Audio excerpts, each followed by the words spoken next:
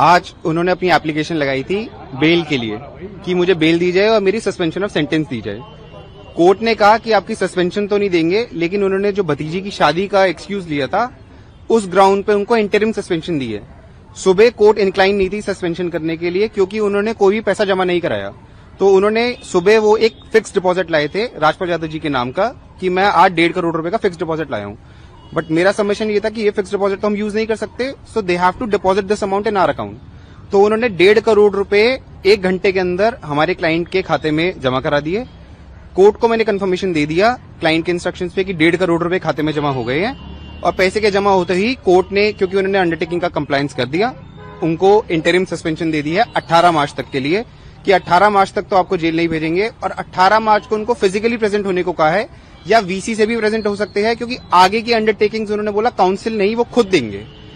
अब नेक्स्ट 18 मार्च को पता लगेगा कि वो आगे का प्लान कैसे ला रहे हैं और कितना पैसा दे रहे हैं। कुछ शर्तें भी लगाई हैं, उन पे शर्तें लगाई है कि उनका पासपोर्ट डिपॉजिट रहेगा, 1 लाख रुपए का बेल बॉन्ड उनको देना है।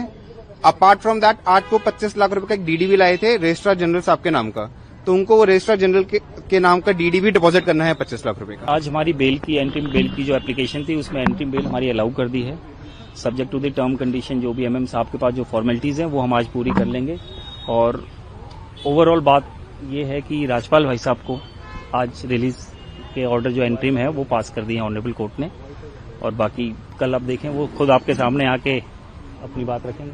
सर 1.5 करोड़ आज ट्रांसफर किए हैं, कुल टोटल अब तक कितने पैसे दिए जा चुके हैं?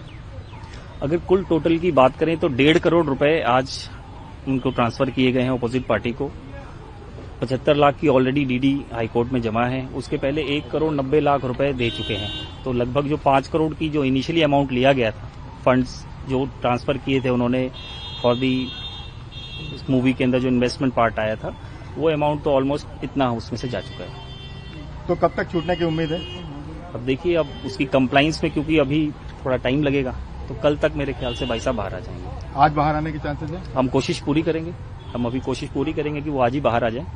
उसके बाद एक बार कंप्लाइंस कर लेते हैं, उसके बाद देखते हैं। 18 तारीख की डेट में क्या उनको फिर कोई अमाउंट लेके आना है कोर्ट में? अभी कोर्ट में कुछ अमाउंट वगैरह के बारे में बात हमने नहीं की है।